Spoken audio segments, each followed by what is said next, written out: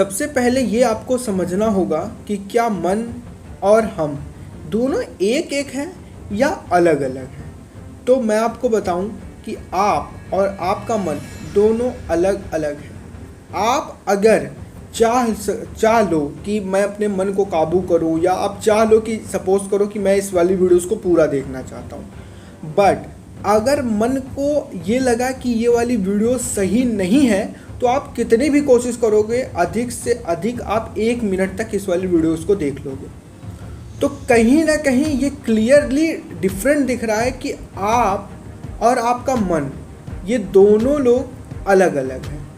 मैं बताऊं, ये मन एक ऐसा घोड़ा है कि किसी के काबू में नहीं होता, और जिसने इस घोड़े पे काबू कर लिया उसका सफ़र एकदम सुहाना हो जाता है। लाइफ उसकी मस्त हो जाती है। किसी भी काम को करना हो तो वो बहुत ही आसान तरीके से कर सकता है। तो मैं आपको बताऊं कि इस घोड़े को काबू कैसे करना है और किस तरीके से इस घोड़े को अपने वश में करके और अपने लिए दौड़ाना है। सबसे पहले मैं आपको बता दूं कि जो लोग ये सोचते हैं कि इस घोड़े को लगाम लगा करके काबू किया जा सकता है, तो मेरे भाई ये नॉर्मल कोई घोड़ा नहीं है। ये आपको, अगर आपने इस पे लगाम लगा के इस पे थोड़ा भी एक्शन लिया तो शायद ये आपके लिए बहुत ही ज़्यादा हानिकारक होगा। मतलब समझ सकते हो। अच्छा, ये मन का दो काम होता है। कभी कभी ये अच्छा बोलता है तो कभी कभी ये बुरा बोलता है। दूसरा भी एक चीज़, ये चीज़ तो आप लोगों ने देखा होगा, एक क्वेश्चन आपके मन में और उठ रहा होगा कि क्या इस मन को काबू किया जा सकता है या नहीं। टोटली आप ये बात बताओ। तो देखो, इस मन को काबू किया जा सकता है। कैसे किया जा सकता है वो भी मैं बताऊंगा, परंतु ये आपको समझना बेहद ज़्यादा ज़रूरी है कि इस मन को ज़बरदस्ती काबू नहीं किया जा सकता। इस मन को ज़बरदस्ती छू तक नहीं सकते हो आप, या आपको उल्टा नचा देगा फिर। तो इसीलिए आपको ये कहीं ना कहीं कभी अच्छा करने के लिए कहेगा, कभी बुरा करने के लिए। जब आपको सिंपली ये अच्छा करने के लिए करेगा तो आप इसको मोटिवेट करो और एक अच्छी रास्ते बोलो कि हाँ भाई, तुमने बहुत सही आज मुझे एडवाइस दी। और कहीं अगर ये थोड़ा सा बुरा करने को कहता है तो आप इसको हल्का से डांटो कि यार ऐसा क्यों, ये वो फलाना ठिकाना, और उसको मत करो। ये एक ट्रिक है, इसको आप थोड़ा सा अप्लाई करो, बहुत छोटी ट्रिक। अब बात करते हैं कि अपने मन को एक्चुअल में काबू किया कैसे जा सकता है। तो इसके 2 तरीके के उपाय हैं।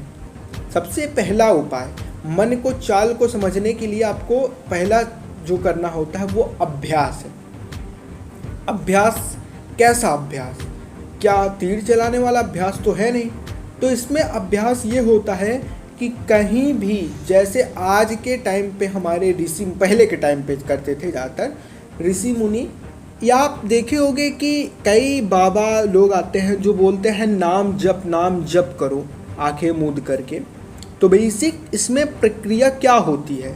नाम जप में आप अपने मन को नाम में लगाते हो। मेरी बातों को बहुत गंभीर से समझो।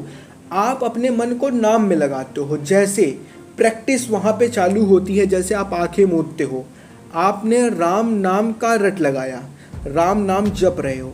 अब आप देखोगे कि आपके अंदर तरह तरह की थॉट्स आएंगे, बहुत गंदे भी आएंगे, बहुत अच्छे भी आएंगे। उस टाइम फिर आपको प्रैक्टिस करनी है अपने मन को फिर राम नाम में लगाना है, फिर आपको प्रैक्टिस करनी है राम नाम में लगाना है। बार बार मन भागेगा, बार बार आप उसमें लगाओगे। इस चीज़ को आप जब थोड़े टाइम करोगे तो आप खुद ही देखोगे कि धीरे धीरे जो आपका माइंड है, जो आपका मन है, वो कंट्रोल में आने लगेगा। अब हम बात कर लेते हैं दूसरा। अच्छा, जब हम किसी चीज़ को कंट्रोल करते हैं तो कभी कभी वो कंट्रोल से हटने भी लगता है।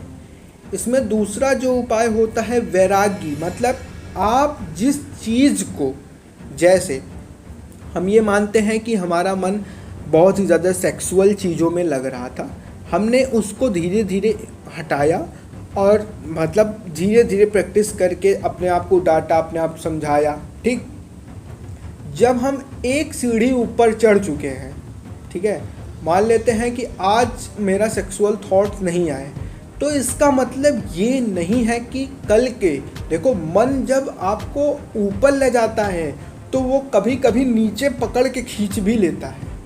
इसीलिए बेहद इस चीज़ को भी समझना ज़रूरी है कि आपको वैराग्य मतलब जिस चीज़ को आपने छोड़ दिया है और जिस पॉइंट पे आप खड़े हो उस पॉइंट के ऊपर जाना है, आप नीचे नहीं आना है किसी कीमत पे, क्योंकि मन इतनी शक्तिशाली घोड़ा है, मतलब समझ लो कि आपको पकड़ के घसीट ले आएगा। और क्या पता आप पहले तो अच्छे थे अब और बुरे हो जाओ। पहले तो एक ही टाइम आता था सेक्सुअल थॉट, अब तो पूरा दिन सेक्सुअल थॉट्स आ रहा है।